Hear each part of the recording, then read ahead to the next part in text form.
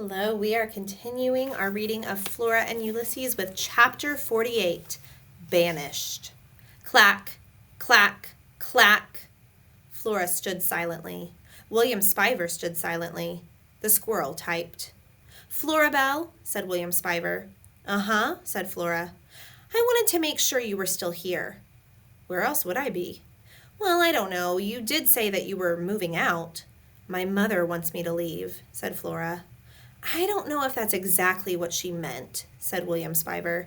"I think she was surprised, and perhaps her feelings were hurt. She certainly didn't express herself very well. Shocking, really, that a romance novelist could be so inept at the language of the heart." Clack, clack, clack. Ulysses had a look of deep and supreme satisfaction on his face. "She said it would be easier without me," said Flora. "Yes, well," said William Spiver. He pushed his glasses back up on his nose. He pulled out a chair and sat down again at the kitchen table. He sighed a deep sigh. "My lips are numb," said Flora. "I know that feeling," said William Spiver. "Having suffered through several traumatic episodes myself, I am very familiar with the bodily manifestations of grief." "What happened to you?" asked Flora. "I was banished." Banished. It was a word that Flora could feel in the pit of her stomach, a small, cold stone of a word. Why were you banished? I think the more relevant question would be, who banished me? "Okay," said Flora. "Who banished you?" "My mother," said William Spiver. Flora felt another stone fall to the bottom of her stomach. "Why?" she said. "There was an unfortunate incident involving my mother's new husband, a man who is not my father, a man who bears the idiotic appellation Tyrone." "Where's your father?" said Flora. "He died." "Oh." One more stone sank to the bottom of Flora's stomach. "My father, my real father, was a man of great humanity and intelligence," said William Spiver. "Also, he had delicate feet, very, very tiny feet. I, too, am small of foot." Flora looked at William Spiver's feet. They did seem extremely small. "Not that this is particularly relevant information. In any case, my father was a man who could play the piano wonderfully well. He had an in-depth knowledge of astronomy. He liked to consider the stars. His name was William. But he's dead, and now my mother is married to a man named Tyrone, who does not have delicate feet, and who is supremely unaware that there are stars in the sky. The mysteries of the universe mean nothing to him. He sold my father's piano. He is a man who refuses to call me William. Instead, this man refers to me as Billy. My name, as you know, is not now, nor has it ever been, nor will it ever be, Billy. I took issue with being so addressed. I repeatedly took issue, and after repeatedly taking issue and repeatedly being ignored, one thing led to another, and some irrevocable acts occurred, and thus I was banished." "What thing led to another thing?" said Flora. "What irrevocable acts occurred?" "It's complicated," said William Spiver. "I don't want to talk about it right now, but as long as we are asking each other questions of an emotionally fraught nature, why did you say that your mother wanted a lamp for a daughter?" "It's complicated," said Flora. "I'm certain that it is, and I empathize." There was another long silence, punctuated by the clacking of typewriter keys. "The squirrel is working on another poem, I suppose," said William Spiver. "I guess," said Flora. "It sounds like a long one, epic in nature. What in the world would a squirrel have to write about at such length?" "A lot happened today," said Flora.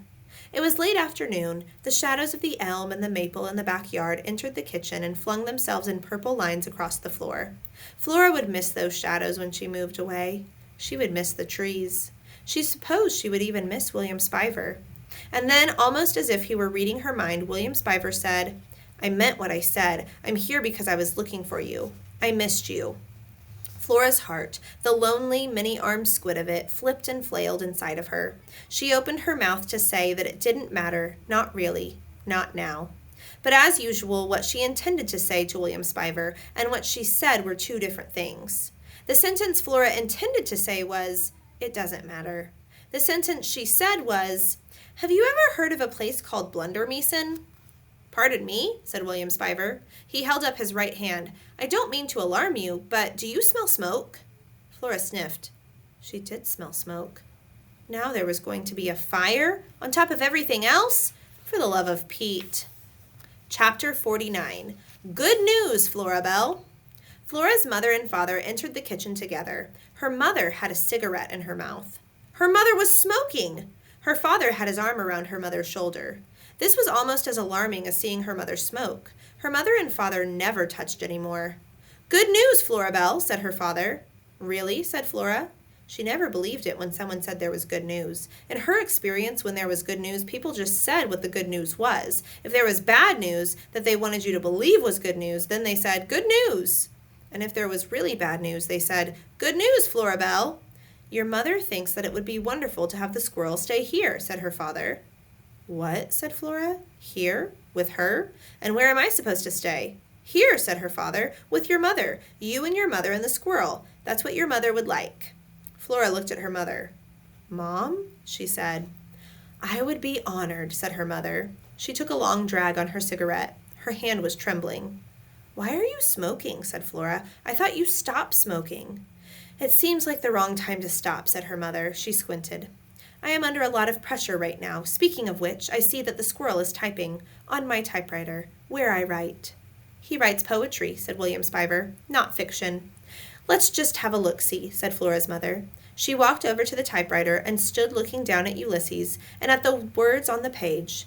"Let's see what kind of poetry a squirrel types." Her voice sounded funny still, tinny and far away, as if she were speaking from the bottom of a dark well. Actually, what she sounded like was a robot, someone pretending to be human and doing a lousy job of it. Flora felt a little flicker of fear. "Let me just light another cigarette here," said her mother in her robot voice. She lit a new cigarette from the tip of the old one, which was, of course, chain-smoking and dangerous behavior at the best of times. And this, obviously, was not the best of times. Her mother inhaled deeply on the cigarette. She exhaled. She said, "Shall I read the squirrel poetry aloud?" Chapter 50, An Incomplete List. Actually, it wasn't poetry. Not yet. So far, it was just a list of words that he wanted to turn into a poem. The first word on the list was jelly. Jelly was followed by giant donut, which was in turn followed by sprinkle. The list continued on with these words: Rita, sunny side up, Pascal, giant squid, little shepherdess, vanquished, capacious, quark, universe, expanding, blunder meeson, banished. The list ended with the words of Dr. Meacham's goodbye. "I promise to always turn back towards you." The words were good words. Ulysses felt maybe even great words, but the list was very incomplete. He was just getting started. The words needed to be arranged, fussed with, put in the order of his heart.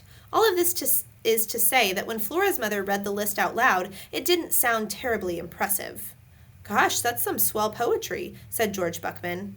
"Not really," said William Spiver. "There's no point in lying to him, even if he is a squirrel. It's actually pretty lousy poetry, but I do like the last part, the part about turning back. That has some emotional heft to it." "Well, I think it is just great," said Flora's mother, "and I'm glad to welcome another writer into the family." She patted Ulysses on the head. Too forcefully, he felt. The pat approached violence. "We are going to be one happy little family," said Flora's mother. She gave Ulysses another whack disguised as a pat. "Really?" said Flora. "Oh, yes," said Flora's mother. There was a knock at the back door. "Yoo-hoo!" someone called out. "Tootie," thought Ulysses. "Tootie," said Flora. "Mrs. Tickham," said Flora's mother, "do come in. We were just reading some words that the squirrel typed. Ha ha, we were reading some squirrel poetry." "William," said Tootie, "I've been calling and calling you." "I didn't hear you." "Well, I must admit that I wasn't calling very loudly," said Tootie. "What did Ulysses type?" Flora's mother read the list of words again. Tootie put her hand over her heart and said, "Oh, those last lines are beautiful, heartbreaking." "Those last lines are the only bit of coherence in the whole thing," said William Spiver. "I've been inspired by Ulysses to write a little poetry of my own," said Tootie. Ulysses felt himself puff up. He had inspired Tootie. He turned and sniffed his tail. "I'd like to read your poetry, Tootie," said Flora. "Well, we should have a poetry reading at some point. I'm sure Ulysses would enjoy that." The squirrel nodded.